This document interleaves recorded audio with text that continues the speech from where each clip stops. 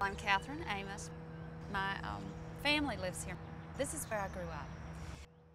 My mom and dad moved here after World War II, and she still lives here. My dad's no longer living, but this was their farm, and town's kind of grown up around it.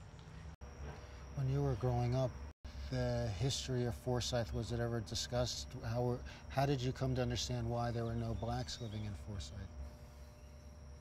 You know, it wasn't talked about. They just weren't, and we just didn't have blacks that lived here. And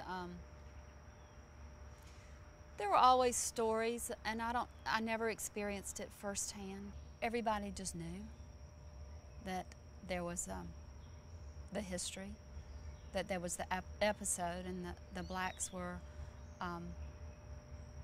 quote, run out of town, unquote, and they just didn't live here. And they just didn't live here. I'm sure they had to sell or wanted to sell. When they left, they lost family heritage. I mean, they lost where their parents had lived, and you know, it was. I'm sure there are families of blacks that had lived here for a long, long time before then. I had understood that it was not a complete exodus, that the families left over a period of time, and that it was not a safe time for a lot of people, not just the blacks.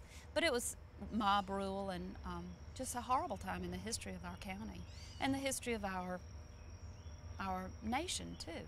To think that people were treated like that and asked or made to move because they were uncomfortable.